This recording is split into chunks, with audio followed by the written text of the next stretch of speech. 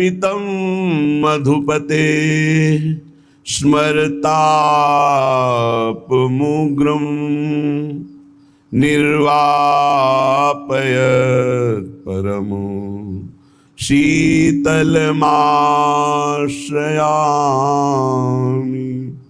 निर्वापयत् परम शीतलमाश्रयामि।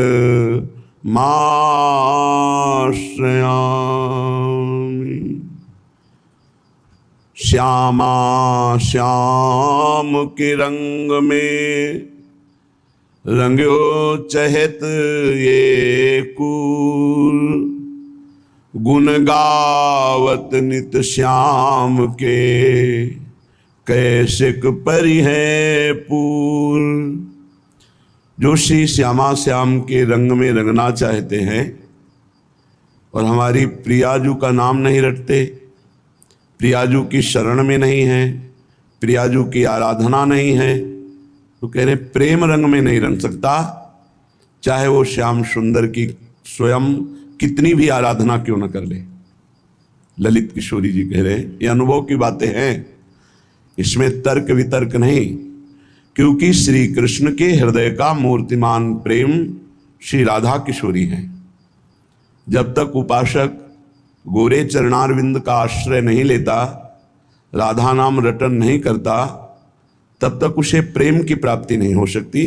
गुण गावत नित श्याम के कैसिक परिहै पूर, भले वो श्याम सुंदर के गुण गा रहा है, पर जब तक राधा किशोरी का आश्रय नहीं, श्री किशोरी जी के चरणों का आश्रय लेकर नाम रटन नहीं, तब तक वो कृष्ण प्रेम नहीं प्राप्त कर सकता। श्यामा पग लवलीन हो, श्यामा जू के हाथ बिकाए, तो ही कर में ये भटू मोहन बिकी है आए। जिसने श्यामाजू के चरणों का चिंतन प्रारंभ कर दिया, श्यामा पग लवलीन, गोरे चरणारविंद का ध्यान, और श्री जी के हाथ जो बिका गया। पूज्य श्री रूपलाल गोस्वामी जी कहते हैं, जैसे रूपलाल हित हाथ बिकानी, निधि पाई मनमानी। मैं तो जब श्री जी के हाथ बिक गई तो निधि मिल गई, मनमानी निधि। संपूर्ण सुख की प्राप्ति किशोरी जी की कृपा से है। जो श्यामाजू के चरणों का चिंतन करके श्यामाजू के हाथ बिक गया मन वचन कर्म से, तो बोले तो ही कर में ये भटू मोहन बिकी हैं आए। अपने आप श्री लाल जो आपके कर कमल में बंध जाएंगे, अर्थात वो आपसे कभी दूर नहीं जा सकते।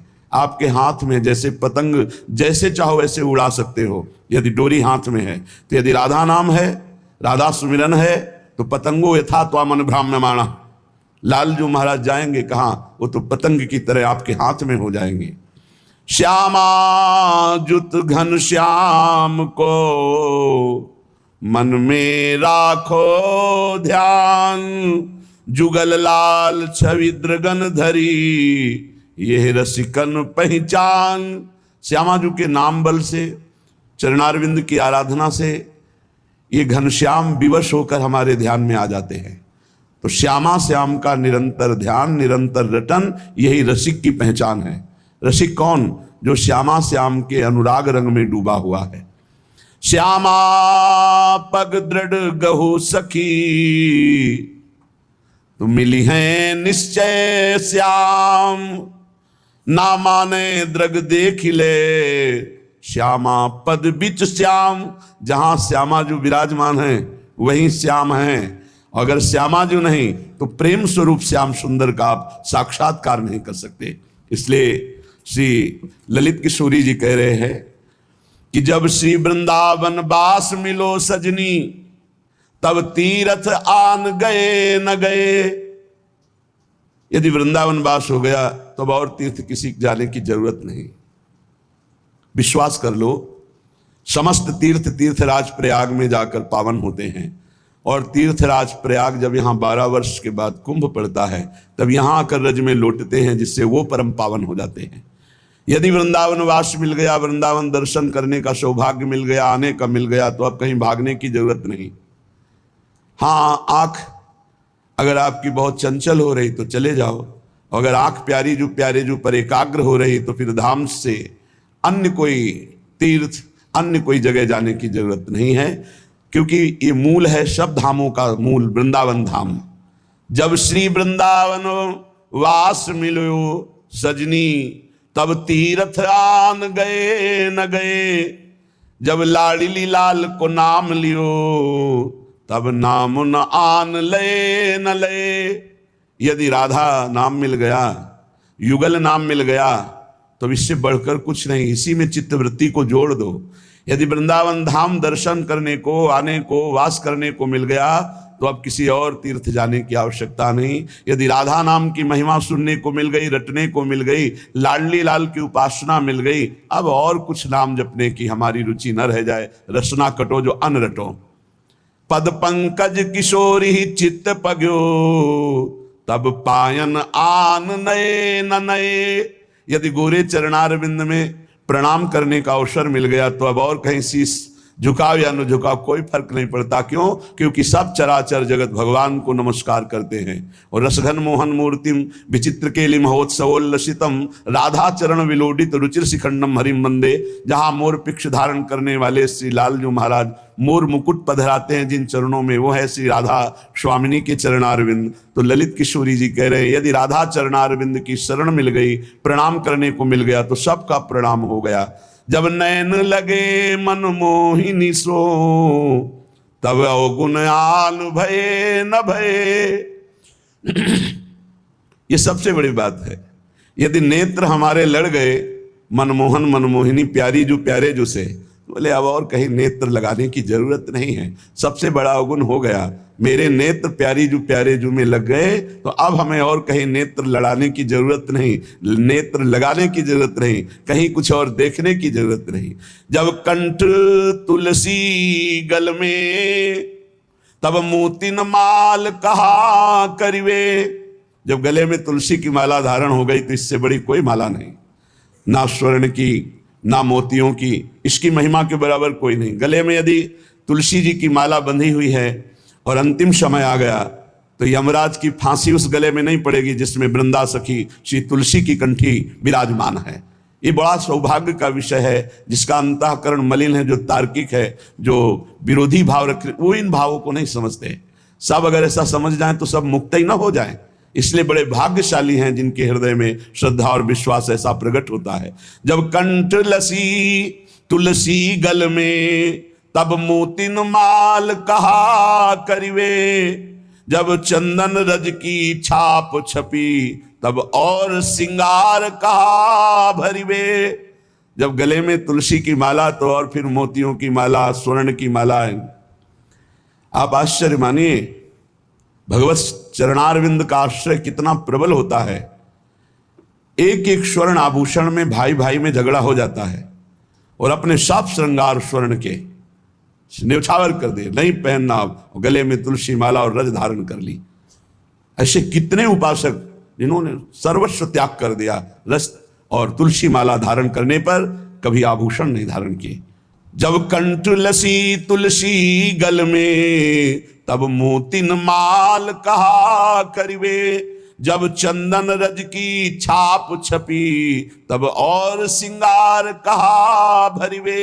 ये हो भाग्य जब हम ब्रजरज से तिलक रचना करते हैं और अपनी श्री जी के कल जो श्रृंगार में चंदन प्रयोग हुआ, वो प्रसादी चंदन धारण करते हैं। बोले अब इससे बड़ा श्रृंगार क्या होगा। गले में कंठी तुलसी जी की, और मस्तक पर रजरानी वृंदावन की, और ऊपर से श्री जी का पत्रावली किया हुआ प्रसादी चंदन।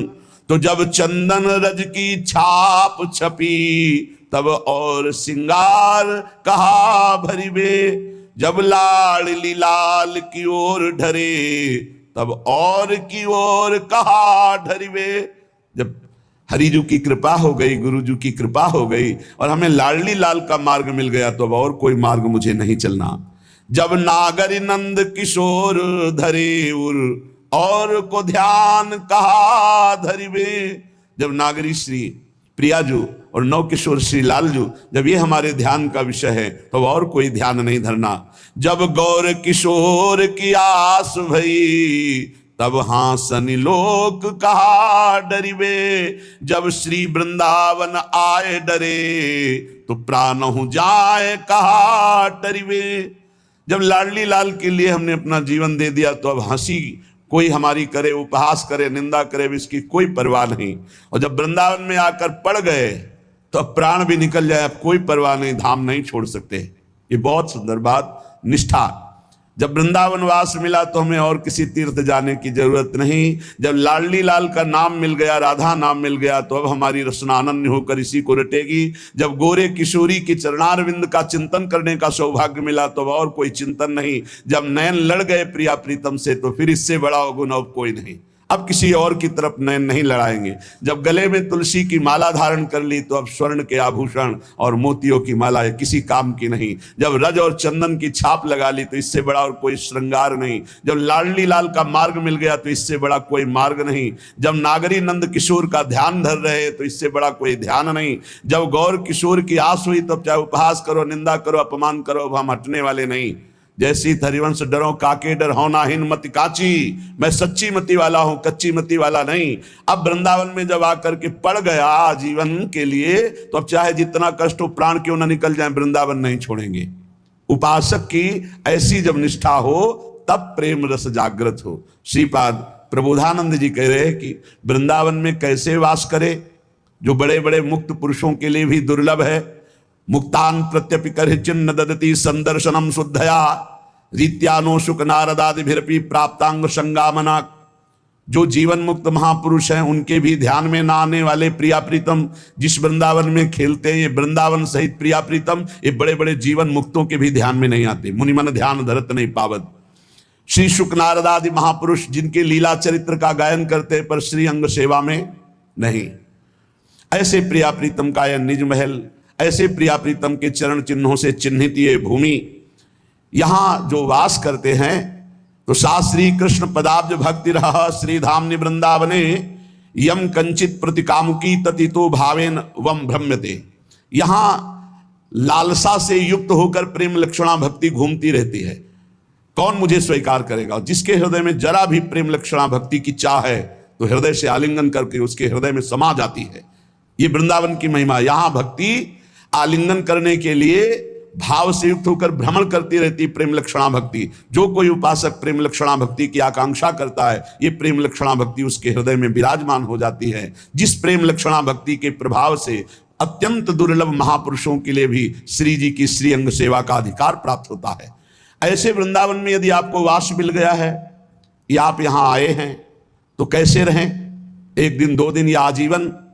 सर्वस्योत्कर्षदायी भव सततमयी, नीच नीचा स्वयं स्या एवं वृत्यैव धीमन्न दिवस, मधुरम धाम वृंदावनाख्यम तुल्यौ मानव मानौ कुरु भज समताम, स्तोत्र दुर्वाच्य कोट्युर ग्रासालाभे महासंपदी, जभो समोदित सुहृद तुल्य भाव।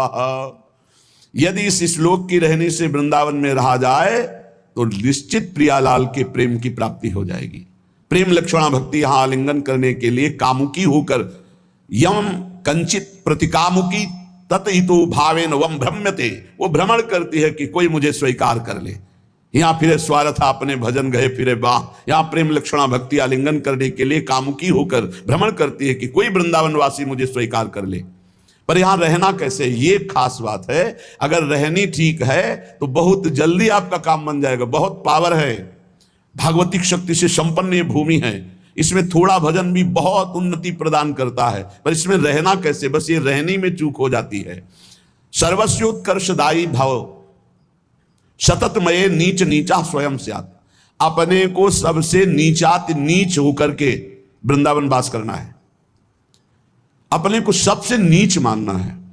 कल एक संत भगवान आए थे, 65 वर्ष की आयु होगी। वो कह रहे थे कि अहंकार शरणागत नहीं होने देता, तो ये अहंकार त्याग करके पूर्ण शरणागति कैसे हो, कल चर्चा हुई थी। देखो, थोड़ा भी वो महात्मा है, अपने हृदय को देख रहे हैं। वो जो प्रश्न करते हैं हम लोगों के लिए करते हैं। पर थोड़ा भी जब तक अहंकार होता है तब तक भगवत राज्य में प्रवेश नहीं होता। आप शास्त्रों की बातें दूसरों को सुना सकते हैं, तर्क विवाद करके दूसरों को परास्त कर सकते हैं, आप ऐसे भी हो सकते हैं कि आपको लोग बहुत ज्ञानी कहें, लेकिन थोड़ा भी देहाभिमान है तो ना शुद्ध ज्ञान होगा, ना भगवत प्रेम होगा, ना भगवत राज्य में प्रवेश होगा।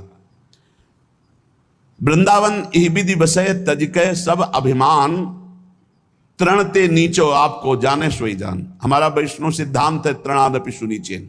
सेवक जी महाराज कहते तृणते नीच अपन को कहे शुभ अशुभ न जाने। तृण से भी नीच अपने को जो मानता है वही शुभ अशुभ पर विजय प्राप्त करके भगवत प्रेम को प्राप्त करता है। देखो, विचार करके देखो तो तुम्हारे पास अभिमान करने लायक है क्या? विवेक पूर्वक देखो, तुम्हारे पास है क्या अभिमान करने लायक? शरीर भगवान ने दिया, बुद्धि भगवान ने दी, भगवान ने सतमार्ग दिया, भगवान ही हम पर कृपा करके ये सतमार्ग के सद्गुण प्रकाशित कर रहे हैं, उन्हीं के द्वारा सब कुछ हो रहा है। फिर अभिमान आप किस बात का करते हैं? आप में इतनी भी तो ताकत नहीं कि आपका एक रोम गिर जाए और आप पुनः उसे स्थापित कर लें। इतनी ताकत नहीं कि एक रुआ आप लगा सके। अगर रोम गिर गया तो दोबारा आप लगाने की सामर्थ्य नहीं रखते, फिर आप में किस बात का अभिमान? प्रभु ना चाहें तो आप एक शब्द नहीं बोल सकते, वो चाहें तो मूकम करोति वाचालम पंगुम लंघयते गिरिम यत् कृपातम हम वंदे परमानंद माधवम। वो गूंगे से वेद पढ़वा दें, लूले लंगड़े से पहाड़ फंदवा दें, अर्थात जो असमर्थ है उससे बड़ा कार्य करवा दें, वो सर्व सामर्थ्यशाली। तो अभिमान किस बात का भाई? वृंदावन इह विधि बसै तजकै सब अभिमान। सब अभिमान का त्याग करके अपने को तृण से भी नीच समझे तो वृंदावन की महिमा प्रकाशित हो जाए। कह रहे हैं नीचा नीच स्वयं स्यात्, अपने को तो सबसे नीचात नीच समझे। देखो भाई, इसे पकड़ो, ये वृंदावन की रहनी है। ये अहंकार कहता रहता है हम कुछ हैं, कुछ नहीं भाई, कुछ नहीं। एक शब्द नहीं बोल सकते, एक श्वास नहीं खींच सकते। जितना जैसा विधान मेरे हरि का है वैसे चल रहा है तुम्हारा जीवन। हाँ, दो मार्ग हैं, एक है असत मार्ग, एक है सत मार्ग। अब असत मार्ग में चलोगे तो दुख भोगोगे, सत मार्ग में चलोगे तो सुख भोगोगे। ये भगवान ने तुम्हें छूट दे दी है। तुम गंदा कार्य कर सकते हो या उत्तम कार्य कर सकते हो, पावर उन्हीं का है, सामर्थ्य उन्हीं की है। अब आप कर क्या सकते हो? जो बोओगे वही तुम्हें काटना पड़ेगा। बस इतना तुम्हारा अधिकार है कि तुम शास्त्र सम्मत चल लो या शास्त्र विरुद्ध चल लो, पर चलने का पावर प्रभु ने ही आपको दिया है। अपने को अभिमान से युक्त कभी मत होने दो। किस बात का अभिमान करोगे? कुछ अभिमान करने लायक है ही नहीं। जब तक भगवत साक्षात्कार नहीं हो जाता तो अभिमान करने लायक कुछ नहीं प्यारे। एक क्षण में माया सब नष्ट कर सकती है, और जब भगवत साक्षात्कार हो गया तो अभिमान रहता नहीं। तो इसलिए अभिमान की तो सत्ता ही नहीं है। तो अपने को नीचात नीच समझे। देखो, जब हरिवंश महाप्रभु कह रहे हैं क्वाहम तुच्छा परम अधमा प्राण होगर कर्मा, कहा मैं तुच्छ अधम अपराध करने वाला। अपने लोग भगत माने, संत माने, महापुरुष माने अपने को, तो कितनी लघु बात है, हंसने की बात है, कितनी उपहासास्पद है कि हमारे गुरु हमारे आचार्य अपने को ऐसा कह रहे हैं क्वा हम तुच्छा परम मधमा, हम अपने को संत महात्मा समझे। इसलिए सावधान। श्रीपाद कह रहे वृंदावन कैसे वास करो? बोले सततमये नीच नीचा स्वयं स्यात्। अपने को सबसे नीच माने और नीच से भी नीच, नीचात नीचा, और दूसरों को सर्वोत्कर्षदायी भव सततमय। दूसरों को निरंतर सम्मान देने की, कोई भी आ जाए उनके सम्मान में फर्क ना पड़े, उनको सम्मान दो, उनका बड़ाई सम्मान यश। अपने को सबसे दीनहीन नीचा मानकर वृंदावन तभी आपके हृदय में कृपा करके अपनी महिमा प्रकाशित करेगा। ये बात को समझ लो। दूसरों को सम्मान दो, बड़ाई दो, सब ही मानप्रद, पर आप अमानी। अपने को नीच मानना, सम्मान स्वीकार ना करना, अमानिना मान देना है, अमानी होकर दूसरों को मान देना। एवं वृत्यैव धीमन्नधिवस मधुरम धाम वृंदावनाख्यम। और इस वृत्ति को धारण करते हुए वृंदावन वास करो। तुल्यो मानापमानौ। यदि तुम्हारा सम्मान हो रहा है तो फूलो मत, हर्षित मत हो। किसका सम्मान होता है? अगर हम भजन कर रहे हैं, हमारे को कोई भजनानंदी मानकर सम्मान करता है तो मेरे गुरुदेव को कर रहा है। वेश गुरुदेव का, मंत्र गुरुदेव का, कृपा गुरुदेव की, तो मेरे को क्यों प्रणाम कोई करेगा? ये गुरुदेव को प्रणाम हो रहा है, ऐसा सोचना चाहिए। ये श्यामा श्याम को प्रणाम नमस्कार मान मिल रहा है, मेरे को थोड़ी मिल रहा है। जैसे समझा जाए कि हमें लोग प्रणाम करते तो उतारो कपड़े, फिर पहनो संसारिक कपड़े और देखो तुम्हें कौन प्रणाम करता है। तो तुम्हें जो वेश मिला वो गुरुदेव के द्वारा प्रदत्त, जो मंत्र मिला वो गुरुदेव के द्वारा, जो हमें उपासना मिली गुरुदेव के द्वारा, जो हमें सद्गुण आए वो गुरुदेव के द्वारा। तो जब हमारा सम्मान हो तो हमें ये मानना है ये सम्मान मेरे गुरुदेव का हो रहा है, मेरे इष्ट देव का हो रहा है। और कह रहे अपमान हो, अब जब अपमान हो तब क्या विचार करना है? तब ये विचार करना है कि मेरे किसी पाप का मार्जन कराने के लिए ये भगवान मंगल में विधान किए हुए हैं। जो मेरी निंदा हो रही, मेरा अपमान हो रहा है, ये मेरे किसी पाप का मार्जन हो रहा है और आनंदित होना चाहिए।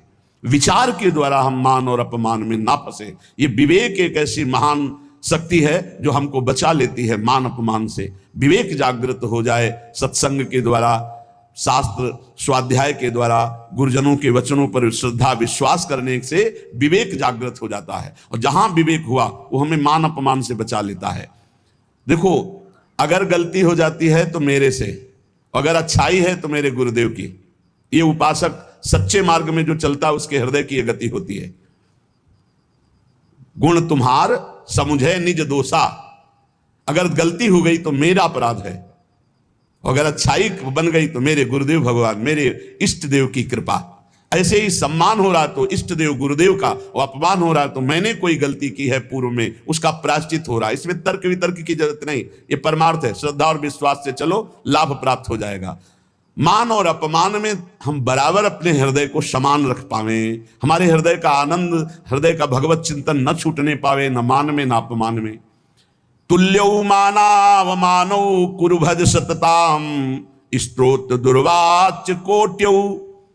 यदि कोई हमें दुर्वचन बोलता है, सच्ची मानिए, सम्मान से हृदय में एक भय प्रकट हो जाता है। जब कोई स्तुति करता है, बड़ाई करता है तो हम कमजोर हो जाते हैं। हमें डर लगने लगता है कहीं निंदा ना हो जाए, कहीं कोई हमारा अपमान ना कर दे, कहीं कोई हमारे प्रति गलत ना बोल दे। बिल्कुल नहीं। ये सम्मान भोक्ता के होने के कारण आपको भय लगा है, नहीं तो आप निडर हो जाएंगे। कोई गाली दे रहा है, ये उसकी रुचि है। गाली बोल रहा है, उसका स्वभाव है, उसकी रुचि है, उसकी मति है। वो निंदा कर रहा है, ये उसका स्वभाव, उसकी रुचि है। हमें अपने प्रभु में मगन रहना चाहिए। दुर्वाच्य कोट्यो, करोड़ों गालियां दे है, फिर भी हमारे हृदय में उसके प्रति द्वेष भाव ना हो, द्रोह भाव ना हो। और स्तोत्र खूब आपकी स्तुति करे, लेकिन आपका प्रिय भाव नहीं होना चाहिए। स्तुति करने वाले पर प्रिय भाव और निंदा करने वाले पर अप्रिय भाव, ये संसारी पुरुष में होते हैं, भक्तों में नहीं होते। भक्तों में क्या भाव होता है? निंदा करने वाले में प्रिय भाव और स्तुति करने वालों में उदास भाव, उदासीन भाव, न प्रियता और न कठोरता, उदासीन भाव। लेकिन निंदा करने वाले में प्रिय भाव। जो निंदा करने वाला है उससे ऐसे जैसे कोई स्तुति करे तब कैसा हम व्यवहार करेंगे, वैसा निंदा करने वाले के प्रति व्यवहार। यही साधु उमा संत कही यही बड़ाई, वो मंद करत और ये करत भलाई। जब वो बुरा बोले और हम उसका मंगल प्रिय भाव रखे, तब हमारी साधुता सुरक्षित, तब हमारी भक्ति सुरक्षित। ग्रासा लाभ है महासंपत्ति। सीधा हम वृंदावन वास कर रहे हैं, भजन मार्ग में हमें हो सकता, अब तो बड़ी व्यवस्थाएं हो गई हैं, नहीं पढ़े बड़ी समस्या उदर भरने की ही केवल थी। मथुरा और दूर दूर जा करके टुकड़े मांग करके रसिक महापुरुषों ने उदर पोषण किया है। बहुत ही कष्टप्रद जीवन, वैराग्य का जीवन बहुत कष्टप्रद। अब तो हर सुविधाएं भगवान दिए, फिर भी अगर भजन न हो, भगवत प्राप्ति की प्रबल इच्छा ना हो तो फिर जीवन ही बेकार है। बहुत कष्टप्रद जीवन व्यतीत करे महापुरुष जो पीछे हो गए। बड़े बड़े मच्छर, क्योंकि खूब लताएं थी, सांप बिछे, खाने पीने की व्यवस्था नहीं, कोई रहने की व्यवस्था नहीं। आज इस वृक्ष के नीचे, कल उस वृक्ष के नीचे भारी कष्ट सहते हुए प्रियालाल के लिए हर समय तड़पते रहते, रोते रहते।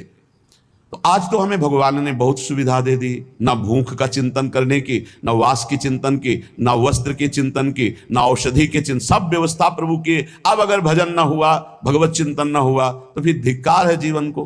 प्रभु ने सब जो चिंतन करने के अवसर थे सब वो बंद कर दिए। आपको अपने वस्त्र का चिंतन करने की जरूरत नहीं कि कैसे तन ढकें, आपको पेट भरने का कैसे पेट भरें, आप कहाँ वास करें, इसका भी, आपकी औषधि कैसे, इसका भी कोई चिंतन करने की गुंजाइश नहीं। अब तो अनन्य चिंतयन्तो माम, अब अनन्य चिंतन करो, क्योंकि वो योग क्षेम का वाहन स्वयं कर रहे। तो कह रहे ग्रासा लाभ है, यदि एक कौरा अन्न मिल जाए 24 घंटे में तो उतने में ही प्राण पोषण हो जाएगा, और रात दिन भजन करो। श्रीपाद प्रबोधानंद जी कह रहे हैं कैसे वृंदावन वास करो? अपने को सबसे नीचाति नीच मानकर, दूसरों को सम्मान बढ़ाई देते हुए, अपना जब अपमान हो या सम्मान हो दोनों में समान भाव रखें, और कोई हमें गाली दे या स्तुति, हम उससे अपने हृदय को बचाए, और एक कौरा भी अन्न मिल जाए तो उससे प्राण पोषण कर ले। और द्वित सुहृद तुल्य भाव, बहुत बढ़िया बात है, परिवार की ममता छोड़ दे। देखो हमारी प्रार्थना है, यदि आप मोबाइल अत्यंत आवश्यक है तो कसम खा करके लीजिए कि गंदी बातें नहीं देखेंगे, प्रपंच नहीं देखेंगे। नहीं, बहुत हम कह रहे हैं सुबह से शाम तक मोबाइल इतना है, आराम से समय कट जाएगा बिना भजन के, बिना चिंतन के। देखते रहो, इतनी रीलें, इतने सब प्रपंच भरे, और प्रायः चूक हो रही है, दिव्य समय को व्यर्थ किया जा रहा है इन बातों से। बैठे बैठे जो बस मोबाइल में लगे हैं, मोबाइल में ऐसे अंगुली ऐसे करते रहते हैं, वो गया फिर दूसरा फिर तीसरा, क्या मिलेगा आपको? आपका समय नष्ट हो रहा है। अच्छा, घर परिवार से जब वैरागी हो गए हो तो बात क्यों करते हो? क्या जरूरत है? अरे भगवान को समर्पित कर दिया, वो देखें। या तो वैरागी न बनो, जाओ कपड़ा लत्ता पहनकर घर में मेहनत करो, माता पिता की सेवा करो, परिवार का सेवन भगवत भाव से करके, भजन करके, भक्ति के द्वारा भगवान को प्राप्त करो। दो मार्ग हैं, एक निवृत्ति और एक प्रवृत्ति। अब मार्ग तो रखे और निवृत्ति का कार्य कर रहे, सब प्रवृत्ति के तो कैसे बात बनेगी? अपने मार्ग में चलो। अगर घर से प्रवृत्ति मार्ग से निकल पड़े हो, निवृत्ति मार्ग में आ गए हो घर की स्वीकृति लेकर के, तो फिर अब चाहे मर जाए कोई, अब दोबारा उसकी स्मृति नहीं और वहां जाना नहीं। ये नियम लो, परमार्थ के नियम हैं। रात दिन अगर परिवार से बात, रिश्ते नातेदारों से बात करोगे मोबाइल रख करके, तो और किसी की हानि नहीं कर रहे, आप अपनी हानि कर रहे हैं। निवृत्ति परक जो आपका जीवन है। और बहुत सावधान, हमें लगता है कि अगर सुनने के लिए तो और यंत्र ले लो, सत्संग भर लो। एक चिप में 300 घंटे के सत्संग हैं, 300 घंटा सत्संग। हमें लगता है कि अगर एक एक सत्संग 1 घंटा का रोज सुनो तो 365 दिन साल में होते, तो 1 साल 1 चिप चलेगी। सुनने वाला रख लो। और अगर आपका बहुत ऐसा है कि आप कोई अलग रहते हैं और आपको सिलेंडर इन सब की जरूरत है, तो एक वो 2000 वाला मोबाइल रख लो। ये टच वाला क्यों रखते हो? इसी में सारे जहर हैं। छोटे वाले में तो हमें लगता है कुछ दिखाई नहीं देता, उसमें चित्र तो आते नहीं। ऐसा करना चाहिए साधक को। ये जिनकी बहुत बड़ी बड़ी सेवाएं हैं वो बात अलग है। नहीं, हमारी प्रार्थना है बाहरी भी साधकों से, अपने यहाँ तो जिनको सेवा उन्हीं के पास मोबाइल है, अन्यथा नहीं है। बाहरी साधकों, ये मोबाइल बहुत जहर है। भगवत प्राप्ति के बाधा के लिए कलयुग ने बड़ी भारी रचना रच दी है। और अगर नियम संयम से प्रयोग करो तो बड़ा सहयोगी है। सत्संग सुन लो आप इससे, मोबाइल से। कोई विपत्ति वाली बात है तो आप सूचना दे सकते हो। बहुत तरह से बचाव पक्ष इसमें है, लेकिन फसाव पक्ष बहुत ज्यादा है। फसाव पक्ष से जिनकी बचने की सामर्थ्य वही मोबाइल रखे।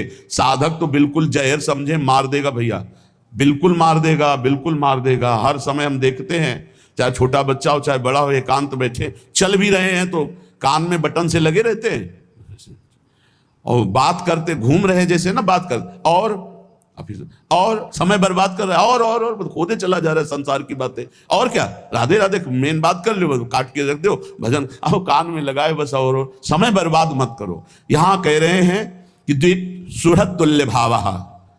अगर तुमसे कोई शत्रुता का भाव करता है तो तुम भगवत भाव करो, और अगर कोई प्रियता का भाव करता है तो भगवत भाव करके राग रहित रहने के लिए उससे ज्यादा प्रियता मत करो। ये भगवत मार्ग है।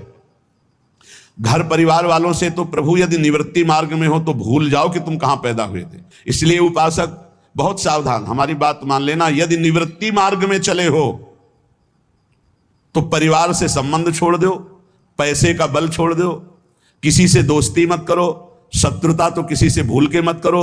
तो एकमात्र भगवान का भरोसा, सब व्यवस्था हो जाएगी। सब व्यवस्था मान लीजिए, सब व्यवस्था हो जाएगी। विश्वास कीजिए, हमारी बात पर विश्वास कर लीजिए। किसी का सहयोग, और विरक्त होकर घर से लेके खाना है तो जहर खाना है। जहर का मतलब समझते हो? जैसे जहर खाते हो हमें मार देता है, ऐसे ही हमारे वैराग्य को मार देगा। पूज्य श्री रघुनाथ दास गोस्वामी जी को उनके पिता बहुत बड़े आदमी थे, मजूमदार, खूब धन वैभव। जब देखा कि बेटा जगन्नाथपुरी में वैराग्य, तो यहां से हलवाई, सामग्री, रुपया, पैसा सब भेजा। 2-4 दिन श्री पूज्य रघुनाथ दास गोस्वामी जी ने महाप्रभु चैतन्य देव को भोग पाया। फिर विचार किया, जब मैं वैराग्य के मार्ग में हूं तो पिता के द्वारा दी हुई वस्तु और संपत्ति का भोग। जाकर जगन्नाथ जी के द्वार पर सिंहपौर पर खड़े हो जाते। जो भिक्षुकों को प्रसाद बंटता वो प्रसाद लेकर बस एकांत भजन करते।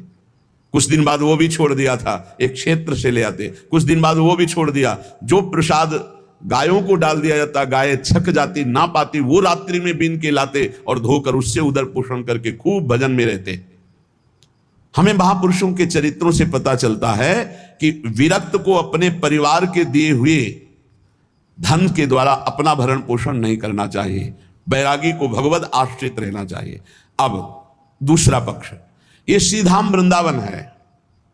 अब समय वो रह नहीं गया कि आपको, अगर हम सब भिक्षा मांगने निकलें तो 400-500 जिस गांव में जाएंगे दरवाजे बंद हो जाएंगे कि भैया रोज कौन 500 रोटी दे। अच्छा, कितनी व्यवस्था कोई करे, तो भगवान ने व्यवस्था कर दी है।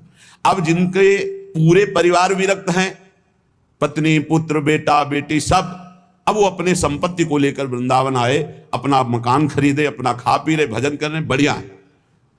वो भी एक पद्धति, क्योंकि वो धामवासी है, पूरा का पूरा गृहस्थी से पूरा का पूरा परिवार भजन मार्ग में, तो उनके लिए फिर ये विधान है कि वो अपने द्वारा जो कमाई हुई संपत्ति है उसी से अपने परिवार का पोषण करते हुए और भजन में तन्मय है। लेकिन जो नौजवान हैं, गृहस्थी में प्रवेश नहीं हुए और घर छोड़कर सीधाम वृंदावन या भगवत मार्ग स्वीकार भूल कर भी परिवार का पैसा तो स्वीकार करें।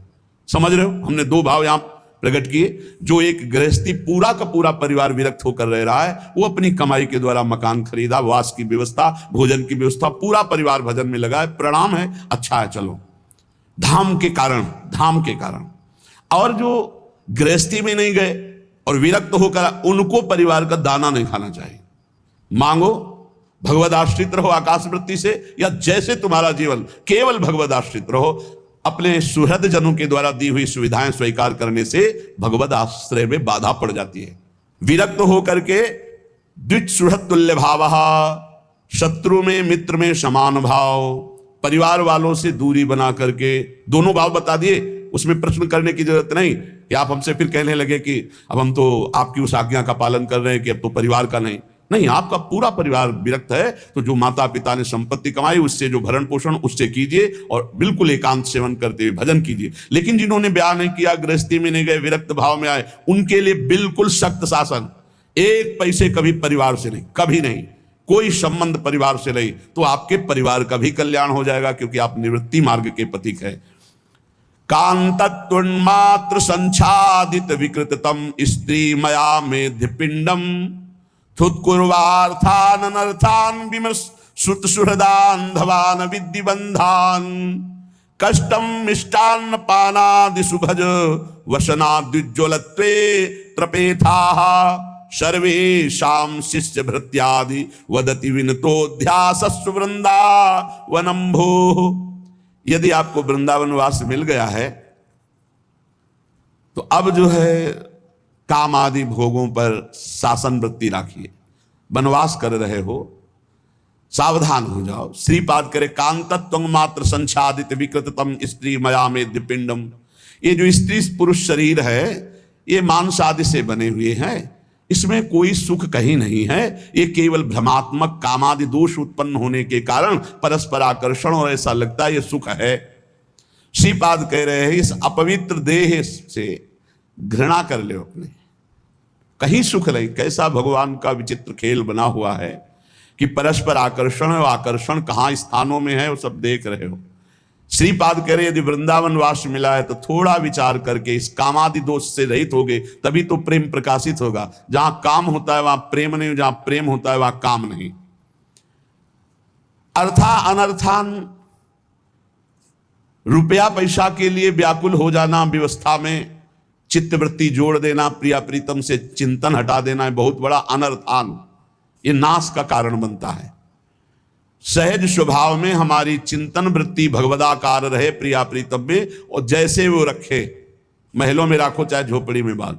हमको प्रयास नहीं करना, व्यापार नहीं करना विरक्त होकर के। गृहस्थ होकर के यदि वृंदावन वास कर रहे तो व्यापार के लिए नहीं, भजन के लिए। वृंदावन वास भजन के लिए है। तो अब आप मान लो ऐसे धनी नहीं हो तो आप कुछ थोड़ा जो रिक्शा चला ले या जो भी ऐसे कार्य करके अपने परिवार का भरण पोषण करते हो, खूब भजन करते हैं, हम प्रणाम करते हैं।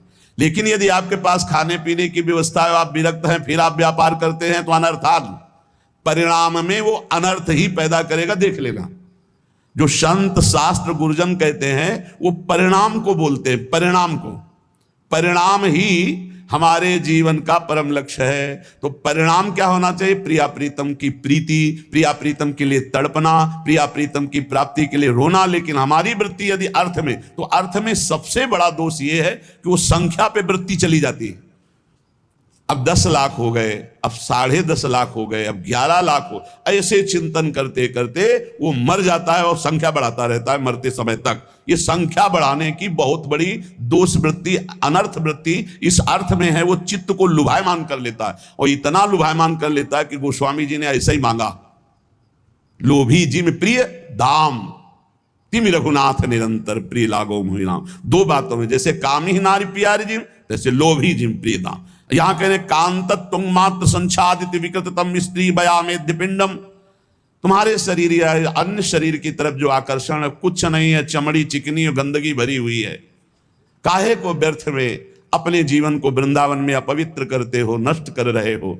दूसरा धन, धन के लिए प्रयास, गृहस्थी में हो तो उचित प्रयास कर लो। अगर विरक्त हो तो जितना है उससे काम चला लो। मरना है, प्रिया प्रीतम के पास जाना है, और भगवान सबका भरण पोषण करते हैं। विश्वास करो, वृंदावन जब आए थे तो ना एक व्यक्ति का परिचय था, ना एक वस्तु पास थी, परम विरक्त संन्यास वेश। जब श्री जी ने स्वीकार किया और व्यवस्था की जरूरत हुई, देखो आप सब बैठे हो, कभी किसी से गुरु कृपा से मांगने वाली बात ही नहीं, अपने आप वो सब व्यवस्था करती। तो भगवत व्यवस्था में अपना कोई अहम नहीं रहता। जैसे कभी एको बार इस स्मृति में नहीं आया होगा कि मेरी राधा के लिए कुनी, कभी नहीं। नहीं, श्री जी का विधान चल रहा है, मेरा तो कहीं कुछ नहीं है। अब जब शरीर छूटेगा तो ये थोड़ी ध्यान आएगा कि इसकी कौन देख रेख करे, क्योंकि हमने देख रेख किया ही नहीं, हमने बनाया ही नहीं, हमारा है ही नहीं। राधा राधा राधा, हमारी तो श्री जी हैं और श्री जी का चिंतन हो रहा है। अब श्री जी जो व्यवस्था की, उनकी व्यवस्था है, उन्हीं की व्यवस्था, उन्हीं को समर्पित। ये धन की जो बढ़ोतरी करने की भावना विरक्त होकर होती है, ये अनर्थ पैदा कर देगी आखिरी में। अरे अब तो गुजारा करो, केवल जिस पर तुम्हारा ममत्व होगा वही आखिरी चिंतन होगा। ममत्व का विषय श्री जी हो। देखो, जब कोई आवश्यकता होती है उसकी व्यवस्था श्री जी से होती है ना, बड़ा हृदय में शीतलता रहती है। देखो कितना स्वामी जी देख रहे कि अगर आवश्यकता है, हमने देख रहे एक एक बात को देख रहे। बिछाने वाले की आवश्यकता है कालीन की, तो 2 ही 4 दिन में कोई आ जाएगा और अपने आप कालीन आकर के कटवा करके रख जाएगा, बिना कहे बिना मांगे। और उसे पूछो, बोले 2-3 दिन से चिंतन चल रहा था कि क्या सेवा, क्या से हमारे मन में आया कि ये सेवा तो स्वीकार ही कर लेंगे और हम ये ले। तभी लोग कहते हैं इतनी बड़ी कालीन आई। हम कहा हाँ, बिछाने के लिए सत्संगियों के श्री जी अपने आप जो विश्वास, तब आपको पता चलेगा श्री जी की जिम्मेवारी है योगक्षेमम वहाम्यहम, तो वो देखो कर रहे। तुम्हारी जिम्मेवारी है अनन्य चिंतन बाम, तुम अनन्य चिंतन श्री जी का करो, वो तुम्हारी सब व्यवस्था को देख रहे, निवृत्ति परक। और जो गृहस्थी में है तो उचित कर्मों का धर्मानुष्ठान करते हुए अपने जीवन यात्रा को पूरी करें। जो अर्थ है वो अनर्थ का स्वरूप है, अनर्थ का स्वरूप। यदि वो भगवद आश्रित होकर जिए, अर्थ के आश्रित नहीं, अर्थ आश्रित हो गए तो अनर्थ पैदा कर देगा। अभी बातें केवल जीवन में उतार ले तो भगवत प्राप्ति बिल्कुल नजदीक है। सुत सुहृदान धवान विद्धिबंधान, ये स्त्री पुत्र आदि का राग अंधा कर देता है, अज्ञान अंधकार में बांध देता है। बहुत विचित्र है, भगवान कृपा करे। इसीलिए कहा है ग्रह कारज नाना जंजाला, तेति दुर्गम शैल विशाला, यही शरावत अति कठिनाई, राम कृपा बिनु आए न जाई। बिना भगवान की कृपा के न संत समागम मिलता है, न भजन मिलता है। ऐसे लोग फंसे हुए हैं, बस वही लड़का बच्चा परिवार, उनको यही लगता है बस यही जीवन है, यही सब कुछ है। पहली बार मानो सृष्टि में जन्मे, उनको ऐसा लग रहा है। हाँ, जरा सा शरीर में कुछ हो जाए हाहाकार मच गया। लड़का के कुछ हो जाए तो लड़का भी परेशान, पिता भी परेशान, पूरा परिवार परेशान। अरे थोड़ा धैर्य पूर्वक सोचो, तुम जन्मे किस देश में हो? इसका नाम है मृत्यु देश, मृत्यु लोग। कोई न कोई कारण बनेगा, कोई न कोई मरेगा, कोई न कोई जाएगा, कोई न कोई आएगा। ये आना जाना इस देश में लगा हुआ है। इसलिए भाई यहां कमाने आए हो, कमा लो। कौन सा धन? अविनाशी धन, भगवत नाम, भगवत रूप, भगवत लीला, भगवत धाम। कह रहे हैं कि जो स्त्री पुत्र सुहृद आदि में आसक्त चित्त हैं, अंधे हो जाते हैं। इनको मृत्यु का भय नहीं रह जाता। इनको ये नहीं दिखाई दे रहा मैं किस लिए आया था और क्या कर रहा हूं। हम ये नहीं कह रहे कि सब विरक्त हो जाओ, हिम्मत ही नहीं विरक्त होने की, तो कम से कम उनमें भगवत भाव करके नाम जप करते हुए धर्म पूर्वक रहो तो तुम्हें वही कृपा प्राप्त हो जाएगी। पर नहीं, जो धर्म पूर्वक चलता है वहां सुख होता है, अधर्म में सुख नहीं है। इसलिए कह रहे सुत सुहृद बांधवान विद्य बंधान, ये बड़ा बंधन है अज्ञान अंधकार का। इसी बंधन से मुक्त होने के लिए तुम्हें मनुष्य शरीर मिला है। कुछ लोग कहते हैं, बड़े प्रश्न करता है, हमें लगता है कि भगवान आकर के सबको समझावें तो भी प्रश्न खत्म नहीं होंगे। प्रश्न करते हैं कि आप कहते हो अन्य योनियों से कोई कर्म होते नहीं, मनुष्य योनि बड़ी दुर्लभ है, तो फिर ये भोगना कौन से कर्म का पड़ता है? आप कहते हो पीछे के कर्मों का भोग भोग रहे हो। बड़ी बुद्धि लगाते हैं निगेटिव में, पॉजिटिव में नहीं लगाते। भैया कोई पहली बार मनुष्य बने हो, लाखों करोड़ों असंख्यों बार मनुष्य बन चुके हो। भगवान ने आपको हर बार चांस दिया है, लेकिन आप हर बार वही चूक करते हो जो इस बार भी कर रहे हो। इस बार तो होश में हो जाओ। एक एक कर्म का बहुत बड़ा बड़ा दंड मिलता है। यही देख लीजिए, 10 मिनट को कर्म हुआ और उसका फल आजीवन कारावास, 1 लाख रुपया जुर्माना। अब विचार करो, एक कर्म, ऐसे तुमसे लाखों अरबों पाप अपराध हुए, तो अन्य योनियों में भटकते भटकते देखकर फिर हरि कृपा करते, फिर मनुष्य जन्म देते, पर फिर वही चूक कर देता है, फंस जाता है अपने परिवार के राग में, वो पापाचरण करने लगता है। श्रीपाद कह रहे हैं, कष्टम मिष्टान्न पानादिषु भज वसना द्विज्वलत्वे त्रपेथा। यदि तुम्हें अच्छे अच्छे पदार्थ वृंदावन में खाने को मिले तो कष्ट मान करके उनको छोड़ दो,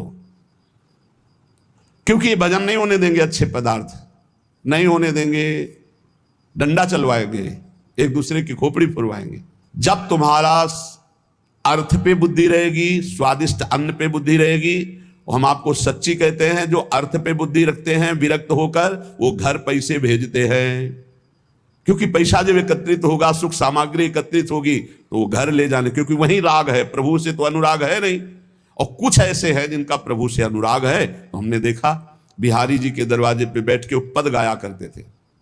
बड़े सुंदर सुंदर महापुरुषों के, रहीम जी के, रसखान के, बड़े बड़े महापुरुषों, और उनको जो पैसा मिलता उससे जीवन यापन करते, जो बचता तो राम जी भाई सत्संग भवन में एक दिन बहुत सुंदर प्रसाद सबको पवाया जा रहा था भक्तों को, तो पूछा कि वो महात्मा जो है सबसे हाथ जोड़ जोड़, तो ये महात्मा, बोले यही तो करवा रहे, ये तो भिक्षावृत्ति से जीते, बोले जो बच जाता है उससे। ऐसे कुछ ऐसे विरक्त भिक्षुक स्वभाव वाले महापुरुष कि अपना शरीर पोषण किया और शेष संतों की सेवा में। नहीं तो घर की प्रियता आती है, विरक्त होकर घर पैसे भेजने का मतलब है कुल परिवार का पतन, कुल परिवार का पतन। साधु भाव में आकर के, भगवत भाव में आकर के जो हमको धन मिलता है वो संत सेवा के लिए, भगवत सेवा के लिए। यदि चाचा भतीजा इनको सब ना, तो नरक ही जाना पड़ेगा, पक्की बात समझ लो, दुर्गति पक्की है। इसके लिए हमें एक प्रमाण मिला, भक्तमाली जी महाराज वो पधार चुके, वो बता रहे थे कि स्वप्न में एक बड़े महापुरुष वो अपने भाई को कुछ लाख रुपए दिए थे। वो आके महान थे बहुत बड़ी जगह के, तो उन भाई आए और बोले बेटी का ब्याह इतने लाख रुपया दे दो, बाद में हम ब्याज सहित दे देंगे। तो उन्होंने दे दिया। अब उनको लगा मेरे भाई है क्या देना है, वो 2-4 बार कहे, वो दिया तो नहीं, तब तक उनका शरीर पूरा, तो वो प्रेत योनि को प्राप्त हुई। अब और भी जो लीला हुई हो, फिर उन्होंने स्वप्न में आकर भक्तमाली जी से कहा कि हमारा ऐसा ऐसा ऐसा, आप वो पैसा निकलवा कर भाई से और संत भंडारा कर दो तो हमारी मुक्ति हो जाए। ये 1-1 रुपया जो श्री जी के लिए आवे, जो संत सेवा के लिए आवे, जो गौ सेवा के लिए, जहां जिसके लिए आया उसको वही खर्चा कर दो, तो आपका सेवा बन जाएगी और भगवत मार्ग। तो ये कह रहे हैं कि जो मिष्ठान आदि हैं, अच्छे अच्छे पदार्थ, ये बहुत होश में खाओ पियो। ये कर्जा है, अगर भजन नहीं होगा तो, हाँ पक्का समझ लो कर्जा है। ये बुद्धि खराब कर देगा, भजन नहीं होने देगा। इसलिए श्रीपाद करे कष्टम मिष्टान्न पानादिषु। जब आप ब्रह्मचारी रहेंगे तो आपके शरीर में जैसे कोई इंजेक्शन लगा देना, बिजली दौड़े, ऐसे शरीर में एकदम बिजली दौड़ती है। बहुत होश में खान पान करो, रूखा सूखा खाए के, ठंडा पानी पियो। सत्संग को ये भगवत प्राप्ति के लिए है, तो इन बातों को मानिए आप। ये अच्छे पदार्थ दूसरे का कर्जा लेना है, ये ना समझो कि अरे बहुत। पंडित रामकृष्ण बाबा जी जब राधा रमण जी दर्शन करने गए, उनके चरित्र में आता है, तो एक 2 भर के बोल, उनका जय जय नहीं, हमें तुलसी दल और चरणामृत दीजिए, ये और किसी को दीजिए, हमें तुलसी दल दीजिए जो चरणों में चढ़ी और चरणामृत दीजिए। पंडित रामकृष्ण बाबा नहीं, जय जय। मिष्ठान आदि खाने में कष्ट मानिए, तो अब प्रियालाल को देखने निकले थे, भंडारा देख लेंगे, बहुत समझ के चलने का। हाँ देखो, कुछ बातें ऐसी जो समझ में आनी चाहिए। ये भंडारा सच्ची मानिए, जब आप हमें कह रहे हैं खाओ विरक्त हो, एक जगह चले जाओ, कम पैसे वाली सामग्री पालो, दिन भर भजन करो, कुछ नहीं परेशानी होगी। अब 4 जगह भंडारे जाओगे, हर जगह की दक्षिणा लोगे, तो सच्ची मानो भजन नहीं होगा। क्यों 4 जगह गए? एक जगह पेट भर लो, दक्षिणा मत लो। जरूरी है अगर आपको बिजली पानी खर्चा की तो दक्षिणा ले लो, एक जगह चले जाओ, जो पद्धति है। मिष्टान्न खाने में कष्ट माने कि ये हमारे भजन को छीन कर दे। खूब अनुभव की बात कह रहे हैं, महापुरुषों के अनुभव की बात है। रूखा सूखा खाओ, प्राण निकल, काहे को ये लकड़ी का वजन बढ़वाओगे? जितने शरीर में चर्बी होगी उतने ज्यादा लकड़ी लगेगी। हल्का शरीर रहेगा, कम लकड़ी लगेगी। आखिरकार जलाना ही है, इसको जलना ही है। और पावर तो ब्रह्मचर्य है। जो ब्रह्मचर्य से रहता है, अपार सामर्थ्य उसमें रहती है, देखने की, सुनने की, बोलने की, चलने की, फिरने की, उठने की। शरीर में बिल्कुल कोई भयानक रोग प्रारब्धवशात हो तो भी कोई कष्ट उसको गिरा नहीं सकता। ब्रह्मचर्य एक अमोघ शक्ति। और ब्रह्मचर्य छीन है तो जवान है, कमर में दर्द, गांठ में दर्द, 24-25 की अवस्था, गांठ में दर्द। ये तो 70-80 वालों के कि अब बुढ़ापा आ गया, गांठ में दर्द है। बोले ग्रीस खत्म हो गई गांठ की। अब हमको तो ज्यादा अंग्रेजी आती है, हम उसको वैसे ही कहते हैं, ग्रीस। अब जो भी हो, बोले गांठ की वो चिकनाहट, ग्रीस खत्म हो गई। तुम्हारी गांठ में जो ब्रह्मचर्य रूपी ग्रीस थी उसी को नष्ट कर दिया, तो अब जोड़ों में कहां से पहुंचे? सब पावर उसी से बनता है। जिन्हें भाई चाहे गृहस्थ हो चाहे विरक्त, बहुत सावधानी से ब्रह्मचर्य का रक्षा का भाव रखो। ये तुम्हारे जीवन को बहुत उत्तम बना देगी, विश्वास कीजिए। हाँ, बहुत ये कीमती वस्तु है, बहुत कीमती वस्तु है। ब्रह्मचर्य पर ध्यान दीजिए। ब्रह्मचर्य जो है, अधिक मीठा खाने वाला ब्रह्मचारी नहीं रह सकता, पक्का नहीं रह सकता। खाए को अपने अमूल्य जीवन को इधर उधर नष्ट करे। अब कह रहे हैं विरक्त होकर कीमती वस्त्र, वसनाद्युज्वलत्वे त्रपेथा। जब अच्छे वस्त्र पहनने की बात आवे तो शरीर कंपायमान हो जाए। त्रपेथा, कम पैसे वाली वस्तु का प्रयोग किया जाए, जितने कम से काम चल जाए। अपने, जहां तक भाव है, अपने प्रयोग में आने वाली कम, पूरे जीवन में मार्किन ही नीचे की, ऊपर जो वस्त्र गुरुदेव प्रदत्त किए वही अभी, नहीं तो भगवा वस्त्र गेरू से रंग के पूरे जीवन। अब तो शरीर अस्वस्थ है इसलिए, और ऐसी भीड़ है कि अगर हम अभी पैदल दोबारा वापस जाएं तो दोबारा उतनी रस्सी, उतने आदमी और उससे ज्यादा आदमी खड़े हो जाएंगे। जब गाड़ी से लौटते तो इतने भीड़ लगी रहती है। नहीं, आप क्या समझते, दुर्भाग्य है गाड़ी घोड़ा, हमारा कोई अभिमान का विषय थोड़ी है। अभिमान का विषय नंगे पैर, फटे पुराने कपड़े, भिक्षान्न से शरीर पोषण। अब आपके हवाले महलों में रखो, चाहे झोपड़ी में, जैसे चाहो। नहीं, हमें केवल प्रवचन नहीं कर रहे, जीवन है। अत्यंत उज्ज्वल वस्त्र, कीमती वस्त्र, विरक्त भेष बिल्कुल नहीं। बोले शरीर कांप उठना चाहिए। और कहे सर्वेशम शिष्यावृत्त्यादि वदति विनतोऽध्यासस्व वृंदावनम भो। सबके आगे ऐसे व्यवहार करो जैसे गुरु के आगे किया जाता है, शिष्य की भांति। सर्वेशम शिष्य भृत्यादि वदति विनितोऽध्यासस्व वृंदावनम भो। सबके सामने, वृंदावनवासी, वृंदावन के जो जन हैं, सबके सामने एक शिष्य जैसा बर्ताव करो, दीन भाव से। तो इसी जन्म में श्री प्रिया प्रीतम की कृपा से प्रियालाल के साक्षात्कार का संयोग वृंदावन बना देगा। बहुत कृपा है। यदि ये रहनी जो श्रीपाद कह रहे, ये रहनी हमारे जीवन में आ जाए तो वृंदावन वास करते हुए बहुत जल्दी भगवत साक्षात्कार हो जाए। एक प्रश्न किसी ने किया कि आप जो प्रायः ये कहते हैं कि श्री जी सर्वोपरि और उन्हीं के अंश से दुर्गादि शक्तियां हैं, तो मुझे चुभता है कि जैसे आपकी इष्ट राधा महारानी है, ऐसे हमारी इष्ट माता जी हैं। तो आप कहते हो करोड़वें अंश में दुर्गा जी हैं श्री राधा रानी के, तो हमको भी तो चुभता है कि आप कहते हो, हम नहीं कह रहे। तस्मात् शास्त्रम प्रमाणन्ते कार्याकार्यो व्यवस्थित हो। पहली बात तो हमारी श्री जी क्या है, जब हम श्री जी से चित्त जोड़ेंगे तब पता चलेगा। और दूसरी बात है कि जो शास्त्रों में लिखा है उसे, पद्म पुराण पातालखंड अध्याय 81, भगवान शिव कह रहे हैं, बहुत ध्यान से सुनिए। अंतरंगैस्तथा नित्य विभूतैस्तैश्चिदादिभिः गोपनादुच्यते गोपी राधिका कृष्ण वल्लभा। देवी कृष्णमयी प्रोक्ता राधिका परदेवता सर्वलक्ष्मी स्वरूपा सा कृष्णाह्लाद स्वरूपिणी तथा सा प्रोच्यते विप्र लादिनीति मनीषी भी। ध्यान से, तत्कला कोटि कोट्यंसा दुर्गाद्यास्त्रिगुणात्मिका सा तो साक्षात् महालक्ष्मी कृष्णो नारायण प्रभु नैतयोर्विद्यते भेदः स्वल्पोपि मुनिषत्तमो इयं दुर्गा हरिरुद्रः कृष्णा शक्र इयं शची सावित्री इयं हरिर्ब्रह्मा धूमूर्णासौ यमो हरिः बहुना किं मुनिश्रेष्ठ बिना ताभ्यां न किंचन चिद चिद लक्षणं सर्वं राधा कृष्णमयं जगत् इत्थं सर्वं तयोरेव विभूतिं विद्धि नारद न शक्यते मया वक्तुं वर्ष कोटि शतैरपि। भगवान शंकर कैलाश में विराजमान है।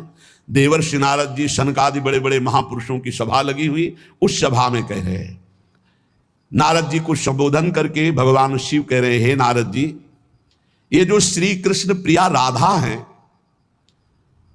ये महाचैतन्य शक्ति स्वरूपा जितनी भी देवियां हैं, ये सब इनके अंश से प्रकट हुई है। ये अंतरंग विभूति हैं, इसीलिए इनको कोई जानता नहीं, अत्यंत गोपन तत्व है, इसीलिए इनका एक नाम गोपी है। श्री कृष्ण सदैव इनकी आराधना करते, इसलिए नाम इनका राधा है, और ये सदैव श्री कृष्ण की आराधना में रहती, इसलिए इनका एक नाम राधिका है। ये और श्री कृष्ण दो नहीं है, श्री कृष्ण में राधा है, राधा में श्री कृष्ण है। ये राधा परादेवता है। जितनी भी लक्ष्मी आदि शक्तियां सब इन्हीं के अंश से हैं। आपको भगवान का आह्लाद कहा गया है, आह्लाद, और जब मूर्तिमान ये हुई तो राधा कह गई, किशोरी जी कह गई। और तत्कला कोटि कोट्यंसा, भगवान शिव बोल रहे हैं, तत्कला कोटि कोट्यंसा दुर्गाद्यस त्रिगुणात्मिका। दुर्गा आदि जितनी त्रिगुणात्मिका दैवी शक्तियां हैं, ये इनके कला से करोड़वें अंश में प्रकट है। ये ही प्रकट है, पर करोड़वें अंश में प्रकट है। हम नहीं कह रहे, ये भगवान शिव कह रहे हैं। जो राधा कृपा कटाक्ष पढ़ते हैं, वो पढ़ के देखे, आखिरी में भगवान शिव कह रहे हैं, क्रियेश्वरी मखेश्वरी स्वधेश्वरी त्रिवेद भारतीश्वरी प्रमाण शासनेश्वरी। हमारे यहाँ सुधा निधि में महाप्रभु हरिवंश चंद्र जी कह रहे हैं, प्रेमणा सन्मधुरोज्वल हृदय संगार लीला कला वैचित्री परमावधि भगवता पूज्य विकापी सता ईशानी च सची महासुख तनु शक्ति स्वतंत्रा परा श्री वृंदावन नाथ पट्ट महिषी राधयु सेव्यामम। बोले तत्कला कोटि कोट्यंसा, कला उन्हीं की कला, राधा की ही कला, श्री किशोरी जी के ही अंश से करोड़ों अंश में सब शक्तियों का प्रादुर्भाव हुआ। श्री राधा अपने अंश से महालक्ष्मी रूप धारण करते हैं, तो भगवान श्री कृष्ण नारायण रूप धारण करते हैं। मुनिश्रेष्ठ थोड़ा भी भेद नहीं है। ये श्री राधा दुर्गा रूप धारण करते हैं, तो श्री कृष्ण शिव रूप धारण करते हैं, रुद्र। जब श्री कृष्ण के अंश से इंद्र, तो श्री राधा किशोरी के अंश से सची इंद्राणी। जब श्री कृष्ण के अंश से ब्रह्मा, तो राधा किशोरी के अंश से सावित्री देवी। जब श्री कृष्ण के अंश से यमराज, तो उनकी पत्नी धूमोरणा के रूप में श्री राधा किशोरी। अधिक क्या कहूं, इन दोनों के सिवा किसी की सत्ता ही नहीं। यही सब चिद चिद लक्षणम सर्वम राधा कृष्णमयम जगत, चेतन अचेतन सारा संसार श्री राधा कृष्ण का स्वरूप है। नारद जी, मैं इन विभूतियों का क्या वर्णन करूं? अगर 100 करोड़ वर्ष तक राधा की महिमा वर्णन करूं तो भी नहीं कर सकता। भगवान शिव कुछ ऐसे भावुक जन हैं कि वो कहते हैं कि आप भगवान शंकर को श्री कृष्ण से छोटा कहते हैं, वो हमारे आराध्य देव, हमको चुभता है। देखो, जब तत्व की चर्चा होगी तो एक है, और जब लीला की चर्चा होगी तो वही एक विविध लीलाएं करता है, वही एक विविध लीलाएं करता है। रास में भगवान शंकर आए, अगर थोड़ा भी शास्त्र को पढ़े हो तो पढ़ के देख लेना। गोपी रूप धारण किया, रास में प्रवेश पाया, श्री कृष्ण चरण वंदना, किशोरी जी की चरण वंदना, और फिर गोपी रूप धारण करके रास में प्रवेश। अच्छा, कोई भी ये कैसे नकार सकता है कि भगवान शंकर की जटाओं में गंगा जी हैं, और वो गंगा जी क्या है, क्या आप नहीं जानते हो? गंगा तरंग रमणीय जो जटा कलापम गौरी विभूषित वाम भागम, भगवान शिव के लिए आता है। तो जो जटा कटा संभ्रमम भ्रमण नीलम पर निर्झरी जो विराजमान है गंगा जी, वो कौन है? गांगम वारि मनोहारी मुरारी चरण अच्युतम त्रिपुरारी शिरस्चारी पापापहारी पुनातुमा। देखो भाई, तत्व एक है, पर लीला में जब प्रारंभ होगा तो लीला में छुटाई बड़ाई हंसी मजाक, वो उनकी आराधना, उनकी आराधना। तत्व एक है। अभी आप यहां सुन रहे हो कि जब श्री कृष्ण शिव रूप धारण करते हैं तो राधा किशोरी दुर्गा रूप धारण करती, यही है, कोई और थोड़ी है। पर जब लीला की बात आती तो वही भगवान शंकर गोपी रूप, आज भी भगवान गोपेश्वर का श्रृंगार होता है गोपी रूप में। शाम टाइम जल नहीं चढ़ता, नथुनी बाला और सब चुनरी धारण करके भगवान शिव गोपीश्वर के रूप में विराजते हैं। भगवान शंकर गंगा जी को नेत्रों से भी रोक सकते थे, लेकिन जटाओं में धारण किया कि श्री कृष्ण का चरणामृत है, वामन भगवान का चरणामृत है, वामन के रूप में श्री कृष्ण ही है। प्राणाधिक प्रियतमा सर्वाभ्या सुंदरी परा सर्वयुक्ता च सौभाग्य भागनी गौरवान्विता। हमारी जो श्री किशोरी जो हैं, एक यहां बात ध्यान रखनी है कि एक प्रश्न और आता है सभा में, जब चर्चा होती है तो उसको सुनकर के लोगों के अंदर प्रश्न आता है कि शिव पुराण में लिखा है कि भगवान शंकर सर्वश्रेष्ठ है, देवी पुराण में लिखा है कि इन्हीं से सबकी उत्पत्ति है, आप गणेश महिमा को देखो तो यम ब्रह्म स्वम ब्रह्म, सब कुछ जिस पुराण को देखो उसी से सृष्टि हुई है। इसका मतलब क्या है? गलत है क्या? जब तुम शिव पुराण पढ़ोगे तो शिव तत्व से ही सबकी उत्पत्ति है, सब कुछ शिव तत्व है, पढ़े हैं। जैसे आप कहा भगवान शंकर ने चिद चिद लक्षणम सर्वम राधा कृष्णमयम जगत, ऐसे कहा गया है हे भगवती हे भगवान, आपसे ही सृष्टि प्रकट है शिव पुराण में, क्योंकि जितनी माताएं वो सब भगवती हैं और जितने पुरुष हैं वो सब हे भगवान शिव, आपका ही स्वरूप है। चराचर जगत शिव और पार्वतीमय है। भगवान का ऐसा लिंग प्रकट हुआ शिव जी का कि 100 कल्प तक ब्रह्मा जी उतरते चढ़ते रहे, पार न पाया। फिर भगवान विष्णु उसमें पढ़ना शिव पुराण में, तो पढ़ करके बात कर रहे, आर पार नहीं पाया। भगवान शिव से ही नारायण का प्रादुर्भाव होता है, भगवान का प्रादुर्भाव होता है, भगवान शिव से ही ब्रह्मा का प्रादुर्भाव होता है। जब देवी भागवत पढ़ो तो सब कुछ देवी जी से प्रकट हुआ, तो क्या झूठा है क्या? पुराण कोई झूठे हैं क्या? तो अगर उनसे प्रकट हुआ तो इनसे कैसे? भागवत पढ़ करके देखो तो श्री हरि से, नाभि कमल से ब्रह्मा, ब्रह्मा की भ्रकुट से शंकर, रुद्र का अवतार। उधर पढ़ करके देखो तो उन भगवान शिव से ब्रह्मा और श्री हरि प्रकट होते हैं। देवी भागवत पढ़ करके देखो तो देवी शक्ति। ये है क्या? तत्व। तत्व एक है, वही परमात्मा है, वही। जब शिव पुराण पढ़ोगे तो सब कुछ शिव की, जब भागवत पुराण पढ़ोगे तो सब कुछ श्री हरि का, और जब देवी भागवत पढ़ोगे तो सब कुछ वही। देवी प्रपन्नार्थ हरे प्रसीद प्रसीद मातर जगतो खिलस्य प्रसीद विश्वेश्वरी पाहे विश्वम तमीश्वरी देवी चराचरस्य। हे देवी, तुम ही चराचर में व्याप्त हो, तुम ईश्वरी हो, तुम सर्वशक्तिमान हो, तुमसे बढ़कर कोई नहीं। क्या समझते हो? जो जहां है वही परम तत्व है और वो वही सब कुछ है। इधर से हम देखेंगे तो कृष्णाकार, उधर से देखोगे तो शिवाकार, उधर से देखोगे तो दुर्गा में, उधर से देखोगे काली में, जो बोलो वही परम तत्व है। पर जब हम लीला का गायन करते हैं तो लीला में विभाग हो जाता है। वही एक परमात्मा, वेद कहता है एकोहम बहुश्यामा, मैं एक बहुत रूपों में हो जाऊं। अब वही परमात्मा शासक बन गया, वही शासित हो गया, वही धर्मात्मा बन गया। उसी के छाती से धर्म प्रकट हुआ, उसी के पीठ से अधर्म प्रकट हुआ। अधर्म करने वाला दंडनीय हो गया, धर्म करने वाला बंदनीय हो गया। लेकिन दंडनीय और बंदनीय में, दोनों में एक तत्व विराजमान है, तत्व में अंतर नहीं। ये जो समझते नहीं ना, लीला को समझते नहीं है और तत्व को समझते नहीं, तो ये झगड़ा करने लगते हैं कि शिव को छोटा कैसे कह दिया। पूछो शिव जी से जाके, अरे उनको देखो तो रात दिन भगवत श्री हरि चर्चा करते रहते, और हरि को देखो, उनसे पूछो जाके कि तुम्हारे आराध्य देव कौन है, बोले कि शंकर। हरि से पूछो कि तुम्हारा गुरु कौन है, बोले शंकर। और शंकर जी से पूछो तुम्हारा आराध्य देव को, बोले हरि। और हम आपस में लाठी चलाएं।